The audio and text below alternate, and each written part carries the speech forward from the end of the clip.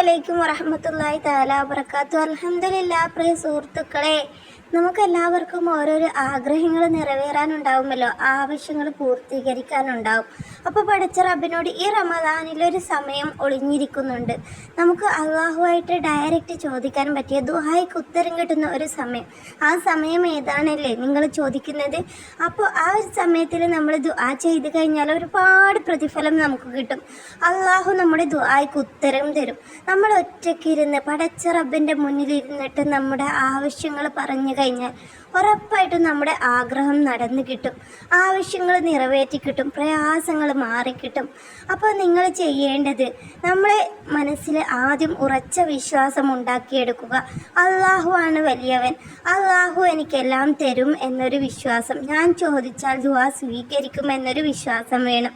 അല്ലാതെ ചോദിച്ച് നോക്കട്ടെ, തരുമോ എന്ന് നോക്കട്ടെ, എന്ന് ദുആ ചെയ്ത് നോക്കട്ടെ, അങ്ങനെ ഉള്ളൊരു മൈൻഡിൽ നിങ്ങൾ ദുആ ചെയ്യരുത്. അപ്പോൾ നമുക്കതിനുള്ള പ്രതിഫലം കിട്ടുകയില്ല. അപ്പോൾ നിങ്ങൾക്ക് വേണ്ടത് ആദ്യം വിശ്വാസമാണ്. അതുപോലെ ദുആയ്ക്ക് ഉത്തരം കിട്ടാൻ വേണ്ടത് 5 വക്ത് നിസ്കാരം ഖളാ ആക്കാതെ നിസ്കരിക്കുകയും ചെയ്യണം. അതുപോലെ നമ്മുടെ ജീവിതത്തിൽ നന്മകൾ കൊണ്ടുവരണം, തെറ്റുകൾ ചെയ്യരുത്, മറ്റുള്ളവരെ കൊണ്ട് കുറ്റം പറയരുത്. ഇതുപോലെയുള്ള കാര്യങ്ങളൊക്കെ നമ്മുടെ ജീവിതത്തിൽ ശ്രദ്ധിക്കുക. ധാരാളം ഇസ്തിഗ്ഫാർ നമ്മുടെ ജീവിതത്തിൽ അധികരിപ്പിക്കുക. എന്നാൽ തന്നെ നമ്മുടെ ദുആ പടച്ച റബ്ബ് എളുപ്പത്തിൽ സ്വീകരിക്കും. നമ്മുടെ മനസ്സിൽ കിബിറുണ്ടാവരുത്. ഒരു അരമണി തൂക്കം പോലും നമ്മൾ കിബിർ മനസ്സിൽ കൊണ്ട് നടക്കരുത്. കിബിറുണ്ടെങ്കിൽ നമുക്ക് ദുആയ്ക്ക് ഉത്തരം കിട്ടാൻ കുറച്ച് പണിയായിരിക്കും. അതുപോലെ തന്നെ നമ്മൾ പടച്ച റബ്ബിൽ വിശ്വസിച്ചു കൊണ്ട് ഇബാദത്തുകൾ ചെയ്യാനായിട്ട് ശ്രദ്ധിക്കുക. നിങ്ങൾക്ക് ആഗ്രഹങ്ങൾ നിറവേറാനുണ്ടെങ്കിൽ നിങ്ങൾ ഈ ഒരു സമയത്ത് എഴുന്നേൽക്കുക. നമ്മുടെ ഈ റമദാൻ മാസത്തിലെ ആ ഒരു സമയത്ത് നമ്മൾ ദുആ ചെയ്ത് കഴിഞ്ഞാൽ ഒരുപാട് പ്രതിഫലം കിട്ടും. നമ്മൾ റമദാൻ മാസത്തിൽ തഹജ്ജുദിൻ്റെ സമയം, തഹജ്ജുദ് നമ്മൾ രാത്രിയിൽ ഉറങ്ങിക്കിടക്കുന്ന സമയം, അത്താഴത്തിന് എഴുന്നേൽക്കുമ്പോൾ എല്ലാവരും എഴുന്നേൽക്കുന്ന സമയത്ത് എഴുന്നേൽക്കാതെ അതിന് കുറച്ച് മുമ്പായിട്ട് എഴുന്നേൽക്കുക. വീട്ടിലുള്ള എല്ലാവരും എഴുന്നേൽക്കുന്നതിൻ്റെ കുറച്ച് മുമ്പായിട്ട് നിങ്ങൾ എഴുന്നേൽക്കുക തഹജ്ജുദിൻ്റെ സമയത്തിൽ.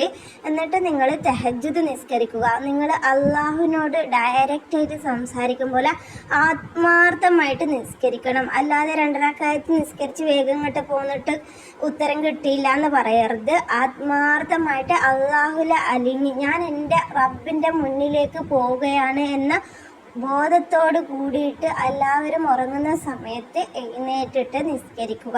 എന്നിട്ട് അള്ളാഹുവിൻ്റെ മുന്നിൽ നിങ്ങൾ 2 റക്അത്ത് തഹജ്ജുദ് നിസ്കരിച്ചിട്ട് ശേഷം ആ ഒരു നിസ്കാരപ്പായൽ ഇരുന്നിട്ട്, അപ്പോൾ നിസ്കരിക്കുമ്പോഴൊക്കെ നിങ്ങളുടെ കൽബിൽ വേറൊരു ചിന്തയും വരരുത്. പടച്ച റബ്ബിൻ്റെ ചിന്ത മാത്രമാണ് വരാവൂ.